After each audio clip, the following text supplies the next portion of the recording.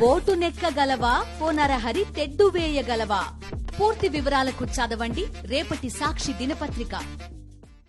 కోల్కతా రణరంగంలా మారింది. Trainee doctor హత్యాచార ఘటనకు నిరసనగా విద్యార్థులు చేపట్టిన సెక్రటేరియట్ ముట్టడి హింసాత్మకంగా మారింది. రాష్ట్ర సచివాలయం, సీఎం మమతా బెనర్జీ నివాసం ఉన్న నబానా ముట్టడికి పెద్ద సంఖ్యలో ఆందోళనకారులు తరలివచ్చారు. వారిని పోలీసులు అడ్డుకోవటం ఉద్రిక్తతలకు దారితీసింది. పోలీసులపైకి రాళ్లు విసిరిన నిరసనకారులు బారికేడ్లు దాటుకొని ముందుకు వెళ్లేందుకు ప్రయత్నించారు. నిరసనకారులను చెదరగొట్టేందుకు వాటర్ క్యానన్స్, టియర్ గ్యాస్ ను ప్రయోగించాయి భద్రతా దళాలు. రాళ్ల దాడిలో ఒక పోలీస్ అధికారికి గాయాలయ్యాయి.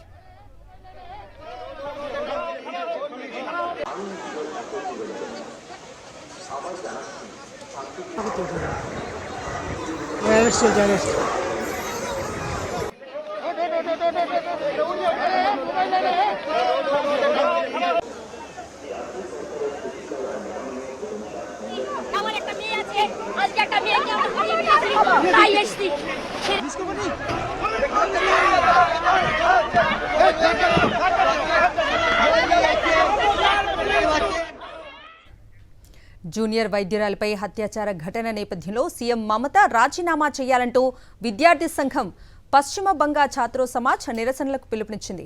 రాష్ట్ర సచివాలయం వరకు నబానా అభియాన్ నిరసన ర్యాలీ నిర్వహిస్తోంది. ఈ క్రమంలో సీఎం నివాసం వద్ద భారీగా భద్రతా బలగాలను మోహరించారు. 6,000 మందితో భద్రతను కట్టుదిట్టం చేశారు. హౌరా బ్రిడ్జ్ పై వాహన రాకపోకలు బంద్ చేసి ఇనుప బారికేడ్లను ఏర్పాటు చేశారు. అలాగే ఈ మార్చి జరిగే సమయంలో హింసకు పాల్పడేందుకు కుట్ర పన్నారని ఆరోపిస్తూ 4 విద్యార్థులను అరెస్ట్ చేశారు బెంగాల్ పోలీసులు.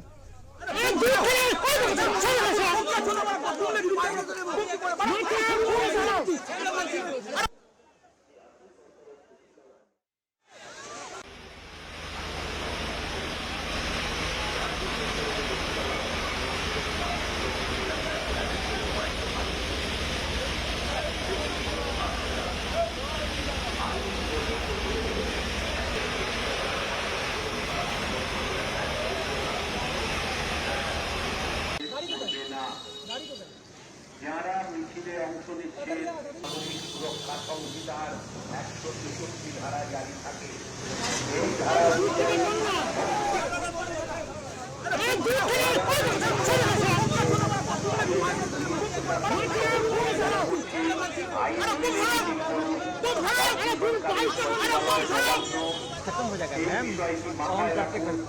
আইন নিজের হাতে তুলে নেবেন। মিছিলে অংশ নিচ্ছে